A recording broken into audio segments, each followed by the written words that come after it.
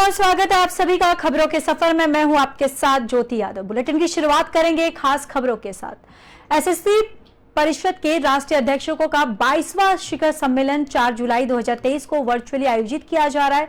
इसकी अध्यक्षता पीएम मोदी करेंगे और इस समिट में सभी एसएससीओ सदस्य शामिल होंगे। चीन और पाकिस्तान ने अपने देशों में प्रेस वार्ता कर यह घोषित किया है और वह इस सम्मेलन में वर्चुअली शामिल भी रहेंगे। वहीं बीजिंग में एक आधिकारिक घोषणा में कहा गया कि चीनी राष्ट्रपति शी जिनपिंग अपने सप्ताह भारत की मेजबानी में संघाई सहयोग संगठन के आभासी शिखर सम्मेलन में भाग लेंगे।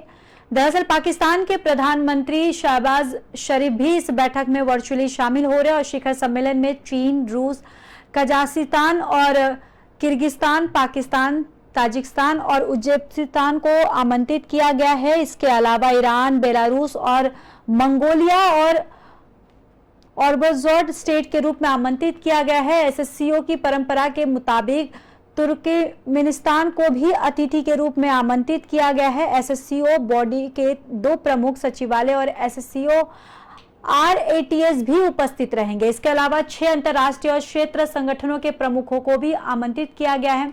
इनमें संयुक्त राष्ट्र, आसियान, CIS, CSTO और EAEU और CICA का नाम भी शामिल है।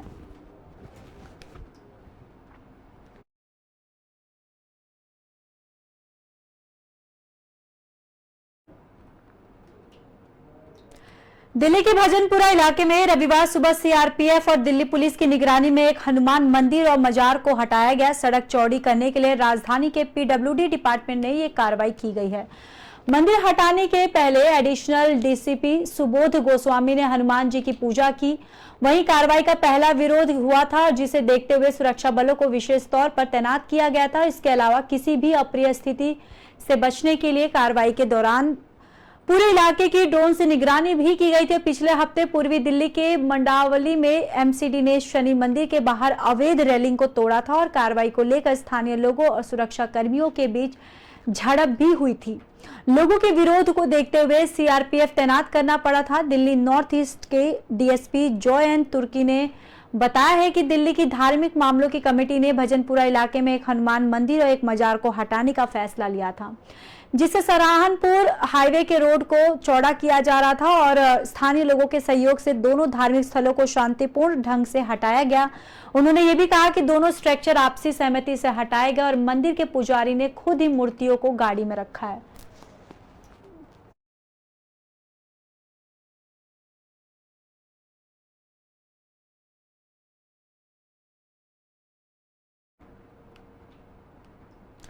मोकामा प्रखंड के दरियापुर गांव में आयोजित बाबा चोहरमल प्राण प्रतिष्ठा समारोह के आयोजन में दलित समाज की उपेक्षा से लोगों में क्षोभ व्याप्त है और आयोजन समिति के अध्यक्ष बैजल पासवान ने प्रेस कॉन्फ्रेंस कर इसकी कड़ी प्रतिक्रिया जाहिर की है।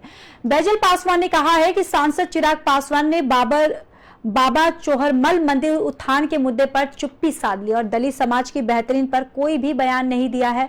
चिराग पासवान का भाषण सिर्फ चुनावी मोड में रहा और ऐसे में दरियापुर का आयोजन समिति खुद को ठगा महसूस कर रही है। आयोजन समिति की इस प्रतिक्रिया से लोजपा नाखुश भी दिख रही है। जी, प्रतिक्रिया तो नहीं है, लेकिन बहुत अच्छा प्रोग्राम हुआ, बहुत अच्छा रहा, सभी लोग खुश थे। यह संस्था जो है वीर शिरोमणि चोहरमल पूजा समिति दरियापुर जो है, यह सभी जाति के लोग, सभी धर्म के लोग और सभी राजनीतिक पार्टी के लोग भी हैं इसमें। BJP, जदयू, राजद, सभी कम्युनिस्ट पार्टी सभी हैं इसमें मेंबर। कल जो प्रोग्राम हुआ, पूजा समिति को इस बात का खेद है कि हमारे बाबा चोहरमल के विकास के ऊपर कुछ नहीं बोले, हमारे दलित समाज के विकास के ऊपर कुछ नहीं बोले, शिक्षा पर कुछ नहीं बोले और अपने हित में सारी बात को रखे, अपने पक्ष में सारी बात को रखे। ये थोड़ा हम लोग को दुख लगा। वारिसलीगंज विधायक अरुणा देवी प्रेस वार्ता कर मीडिया कर्मियों को बताया कि राज्य सरकार मनमानी कर रही है। उन्होंने महागठबंधन पर आरोप लगाया कि जनता ने जिसे चुना है वही लोग जनता का भरोसा तोड़ रहे हैं। विधायक ने कहा कि महागठबंधन 10 लाख नौकरी देने की बात कर रही थी, लेकिन अभी तक नौकरी नहीं दिया गया है और शिक्षकों की बहाली होनी थी, लेकिन अभी तक शिक्षक की बहाली नहीं हो पाई है। उन्होंने 13 जुलाई को पटना के गांधी मैदान में विधानसभा का घेराव पैदल मार्च जाकर करने का आह्वान किया है। उन्होंने आरोप लगाया कि विधानसभा की अवधि मात्र 4 दिन के लिए कर दी गई है, जिससे ना हम लोग जनता की बात को विधानसभा में रख पाते हैं और ना ही सरकार जनता की बात सुनती है।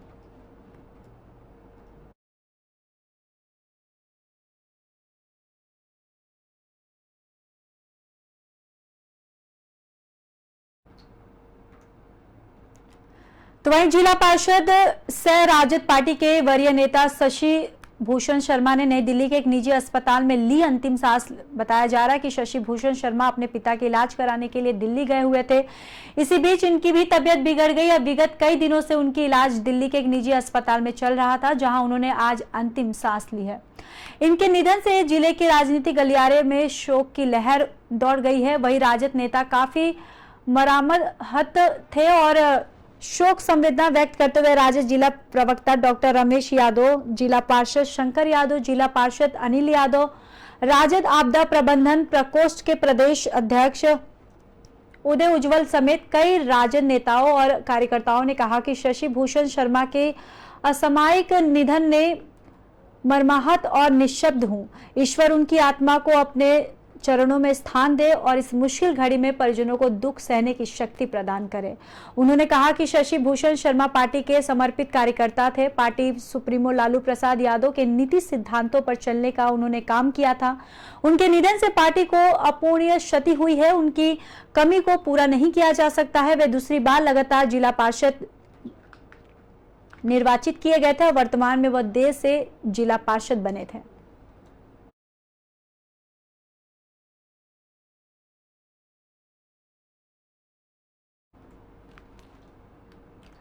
पाकुड़ के तत्कालीन एसएसपी और अमरजीत बलिहार का रविवार को संग्रहालय के समीप उनकी याद में बने स्मृति पार्क में उन्हें श्रद्धांजलि दी गई। दरअसल स्मृति पार्क में स्थित उनकी प्रतिमा पर जिले से उपायुक्त वरुण रंजन, एसडीपीओ अजित कुमार विमल, अनुमंडल पदाधिकारी हरिवंश पंडित, मुख्यालय डीएसपी बैजनाथ प्रसाद सहित पुलिस संघ के अधिकारियों ने बलिहार के प्रतिमा पर माल्यार्पण कर श्रद्धांजलि दी है और अमर शहीद अमरजीत बलिहार के साथ 5 जवान शहीद हुए थे। उन्होंने भी श्रद्धांजलि देते हुए इनके परिवारों को सवाल भेंट करते हुए सम्मानित किया था और तभी के 2 मिनट का मौन रख के याद किया गया और साथ ही साथ पुलिस लाइन में भी अमर शहीद पुलिस अधीक्षक अमरजीत बलिहार के साथ 5 शहीद पुलिसकर्मी के तस्वीरों पर पुष्प देकर उनको सुमन अर्पित किया गया। तत्कालीन एसपी थे पाकुड़ के, उनका शहादत दिवस है और साथ ही साथ उनकी टीम के 5 और पुलिसकर्मी भी थे जिनका आज नक्सली मुठभेड़ में जो है सो वो लोग शहीद हुए थे। उनकी पुण्यतिथि पे आज सब हम लोग जमा हुए हैं और उनके शहादत पे जो भी हमारे ये पुण्य आत्मा है उन सभी को हम लोगों ने अपना श्रद्धांजलि अर्पित किया है। और साथ ही साथ जिला प्रशासन ने जो अमर शहीद लोगों के पुण्य स्मृति में जो स्मृति पार्क बनाया गया है उसका भी हम लोग आने वाले समय में जीर्णोद्धार करेंगे और बाकी जो शहीद लोग रहे हैं उन लोगों की भी प्रतिमाओं को हम लोग यहाँ पर। औरंगाबाद नगर परिषद नाले की सफाई को लेकर चाहे लाख दावा क्यों ना कर ले, लेकिन जमीनी हकीकत कुछ और ही है। हल्की सी बारिश ने नगर परिषद के नाले की सफाई की सारी व्यवस्था की पोल खोल कर रख दी है। बारिश से शहर के टिकरी रोड, सब्जी मंडी, सदर अस्पताल परिसर सहित कई मोहल्लों की सड़कें जलमग्न हो गई हैं और जिसमें लोगों का चलना दुभर हो गया है। यहां तक कि सड़क के किनारे स्थित दुकान में भी पानी भर गया है, जिससे दुकानदार का हजारों रुपए का नुकसान हो गया, लेकिन इससे नगर पालिका पर कोई भी असर नहीं पड़ता है। आज भी इनके अधिकार और चेयरमैन खामोश है। इस मामले पर कुछ भी बोलने को तैयार नहीं है।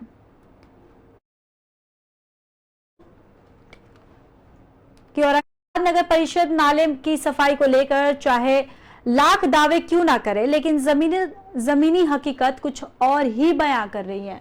हल्की सी बारिश ने नगर परिषद के नाले की सफाई की सारी व्यवस्था की पोल खोल कर रख दी है। दरअसल बारिश से शहर से टिकरी रोड, सब्जी मंडी, सदर अस्पताल परिसर सहित कई मोहल्लों की सड़कें जलमग्न हो गई हैं, जिसमें लोगों का चलना दुभर हो गया है और यहां तक कि सड़क के किनारे स्थित दुकान में भी पानी भर गया, जिससे दुकानदार का हजारों रुपए का नुकसान हो गया, लेकिन इससे नगर पालिका पर कोई भी असर नहीं पड़ता है और आज भी इनके अधिकारी और चेयरमैन खामोश है, इस मामले पर कुछ भी बोलने को तैयार नहीं है।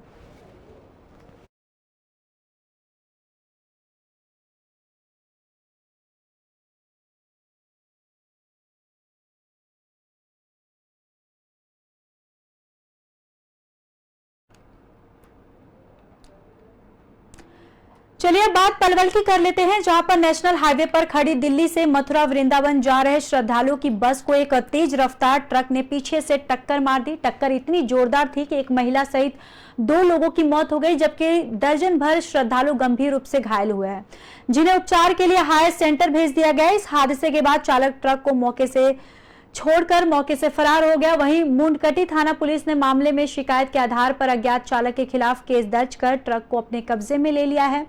दरअसल दिल्ली से एक टूरिस्ट बस सवारियां लेकर राधा कृष्ण की नगरी मथुरा वृंदावन जाने के लिए निकली थी और बीती देर रात करीब 1:30 बजे चालक ने बसों को नेशनल हाईवे नंबर 19 पर गांव तुमसरा के निकट स्थित एक होटल पर चाय पीने के लिए रोक दिया और बस को हाईवे के किनारे खड़ा कर दिया। श्रद्धालु बस से उतर रहे थे, उसी दौरान एक तेज रफ्तार में आए ट्रक ने बस से पीछे से टक्कर मार दी। टक्कर लगने से बस हाईवे से साइड में उतर गई और जबकि ट्रक भी बुरी तरह से क्षतिग्रस्त हो गया। वहीं टक्कर लगते ही श्रद्धालुओं में चीख पुकार मच गई और चीख पुकार सुनकर होटल के कर्मचारी और अन्य लोग दौड़े और बस में सवार लोगों को बाहर निकाला गया। हादसे की सूचना मिलते ही मुंडकटी थाना पुलिस भी मौके पर पहुंच गई और सभी घायलों को तुरंत एम्बुलेंस और निजी वाहनों की मदद से पलवल की नागरिक अस्पताल भिजवाया गया, जहां से कुछ भी गंभीर हालत को देखते हुए हायर सेंटर रेफर कर दिया गया है, तो कुछ को प्राथमिक उपचार देने के बाद छुट्टी दे दी गई है। जबकि शिव विहार लोनी दिल्ली निवासी 35 वर्षीय रवि और ऋषिकेश उत्तराखंड निवासी 37 वर्षीय अर्चना की दुर्घटना में लगी चोटों के कारण उनकी मौत हो गई है, जिनके शवों को पलवल के नागरिक अस्पताल में आज पोस्टमार्टम कराने के बाद परिजनों को सौंप दिया गया है। वहीं मुंडकटी थाना प्रभारी सचिन कुमार का कहना है कि मृतकों को परिजनों की शिकायत पर मामले में ट्रक के अज्ञात चालक के खिलाफ केस दर्ज कर ट्रक को अपने कब्जे में ले लिया गया है, जबकि चालक अभी पुलिस की गिरफ्त से बाहर है, जिसकी गिरफ्तारी के प्रयास किए जा रहे हैं और जल्दी चालक को भी गिरफ्तार कर लिया जाएगा। ये टूरिस्ट बस थी, दिल्ली से वृंदावन जा रहे थे घूमने के लिए। तो ये तुमसरा टोल के पास चाय पीने के लिए शिवा ढाबा है, उस पर रुके थे। बस को साइड में लगा के चाय वाय पी रहे थे। पीछे से एक ट्रक ने आग के बस में हिट कर दिया, इसमें एक लेडीज और एक व्यक्ति की मौत हो गई। नहीं से चले हुए वृंदावन और मथुरा के भी जाना था, और ये जो पलवल टोल पुराना टोल है वहाँ पे शिवा ढाबे के पास ही उन्होंने बस रोकी थी नाश्ता पानी करने के लिए। वहाँ पीछे से एक ट्रक आया, उस ट्रक ने पीछे से गाड़ी में जो है मतलब टक्कर मारी, और जिस टक्कर लगने के कारण जो है उसमें कम से कम 15 से 20 लोग घायल हो गए और 2 लोग। पलवल के किटवाड़ी रेलवे फ्लाईओवर के नजदीक रेलवे लाइन पर करते समय ट्रेन की चपेट में आने से एक 25 वर्षीय युवक की मौत हो गई है। वहीं जीआरपी चौकी पुलिस ने मामले में 174 की कार्रवाई अमल में लाई है। जांच अधिकारी एसआई धनीराम ने मामले की जानकारी देते हुए बताया कि 4 जून को उन्हें सूचना प्राप्त हुई थी कि किटवाड़ी रेलवे फ्लाईओवर के नजदीक रेलवे लाइन पार करते समय ट्रेन की चपेट में आने से एक 25 वर्षीय युवक गंभीर रूप से घायल हो गया, जिसे उपचार के लिए पलवल के नागरिक अस्पताल लाया गया, जहां उनकी गंभीर हालत को देखते हुए हायर सेंटर के लिए रेफर कर दिया गया है। वहीं ट्रेन हादसे में गंभीर रूप से घायल हुए युवक की पहचान पलवल की सरलागढ़ कॉलोनी निवासी फूल सिंह के रूप में हुई है, जो कि एक निजी कंपनी में काम करता था और उसी दिन से गंभीर रूप से घायल हुए युवक का अस्पताल में उपचार चल रहा है, जिसने शनिवार को उपचार के दौरान अस्पताल में दम तोड़ दिया है। पुलिस ने मामले में 174 की कार्रवाई करते हुए शव को पलवल के नागरिक अस्पताल में पोस्टमार्टम कराने के बाद परिजनों को सौंप दिया है। ये मतलब फूल सिंह है, इसके पिताजी का नाम कमल है, तो न्यू सरलागढ़ कॉलोनी का पता है। ये लड़का 4/6/2023 की तारीख को रेलवे लाइनों की तरफ वहाँ पे जो किटवाड़ी टोल और अपना रतनपुर की तरफ है वहाँ पर लोगों का आवागमन है, तो लाइनों के ऊपर आवागमन यही चलते ये रेल की लाइनों पर जैसे क्रॉस कर रहा था, चल रहा था, तो गाड़ी की चपेट में। उत्तर प्रदेश के अमरोहा में जहरीले सांप के डसने से युवती की मौत हो गई है। दरअसल युवती को जब तक इलाज मिल पाता तब तक युवती अपनी जान गंवा चुकी थी। दरअसल बरसात का मौसम आते ही जंगलों में जहरीले कीड़े और सांप गांव की ओर जाने लगते हैं और यही वजह है कि बरसात का मौसम आते ही सांपों का डसना अधिकतर सामने आता रहता है। यही कारण रहा कि युवती अपने घर में काम कर रही थी, सांप पर पैर रख जाने के कारण युवती को जहरीले सांप ने डस लिया और समय से इलाज न मिलने के कारण उसकी मौत हो गई है। दरअसल पूरा मामला अमरोहा जनपद के हसनपुर तहसील क्षेत्र के गांव ततारपुर का है, जहां पर हरचरण की पुत्री अपने घर में आज सुबह 5 बजे झाड़ू लगा रही थी। उसके पैरों के नीचे अचानक जहरीला सांप आ गया, जिसने युवती को डस लिया, जिससे उसकी मौत हो गई है। वही परिजन कुछ समझ पाते तब तक घर में कोहराम मच गया। वहीं परिजन युवती को लेकर सीएससी हसनपुर लेकर गए, जहां पर युवती को देखते ही जिला अस्पताल में रेफर कर दिया गया है और इलाज समय से ना मिलने के चलते युवती की मौत हो गई है। संभल के रहने वाले हैं बच्ची, बता रहे हैं कि सुबह जो है झाड़ू लगा रही थी घर में मॉर्निंग में, तो उसको सांप ने काट लिया। फिर ये लोग जो है कहीं झोला छाप के पास या कहीं इधर उधर दिखाने के लिए ले गए। उसके बाद ये हसनपुर सीएससी लेके गए, वहाँ से इसको रेफ़र कर दिया गया बच्ची को, जब हालत ख़राब थी तो यहाँ हमने चेक किया तो उसमें कुछ था नहीं, तो नॉट डेड हमारे पास आई। तो बच्ची मर चुकी है? हाँ, बच्ची। बाराबंकी जिले में बरसात का पानी निकालने को लेकर दो पक्षों के बीच खूनी संघर्ष हो गया है। दो पक्षों के बीच हुई मारपीट में एक अधेड़ महिला की दबंगों ने पीट कर हत्या कर दी है। घटना की सूचना मिलते ही जिले के आला अधिकारी में हड़कंप मच गया। सूचना से मौके पर स्थानीय पुलिस और जिले के आला अधिकारी पहुंचे। पुलिस ने दोनों पक्षों से घायल लोगों को अस्पताल में भर्ती करवाया है। अपर पुलिस अधीक्षक आशुतोष मिश्रा ने बताया कि देवा थाना क्षेत्र के टेरा खुर्द गांव में बरसाती पानी निकालने को लेकर दो पक्षों में मारपीट हो गई, जिसमें एक महिला की मौत भी हो गई है। वहीं पीड़ित पक्ष की तहरीर पर कुछ लोगों को हिरासत में ले लिया गया है। दोनों पक्षों से घायल लोगों को इलाज के लिए अस्पताल में भर्ती करवाया गया। ये पूरा मामला विधिक कार्रवाई की जा रही है और मौके पर शांति व्यवस्था कायम रखने की अपील भी की जा रही है। देवा के ग्राम टेरा खुर्द में बरसाती पानी की निकासी को लेकर के दो पक्षों में विवाद हुआ था, जिसमें एक महिला के सिर में चोट लगने से उसकी मृत्यु हो गई। दोनों पक्षों से जो लोग घायल थे उनको अस्पताल भेज दिया गया है। तहरीर लेकर के अभियोग पंजीकृत किया जा रहा है और कुछ लोगों को गिरफ्तार किया गया है। मौके पर शांति है, शांति व्यवस्था बनाए रखने के लिए वहां पर पुलिस भी तैनात कर दी गई। फिलहाल इस बुलेटिन में बस इतना ही। बाकी देश और दुनिया की खबरों के लिए देखते रहिए पी न्यूज़।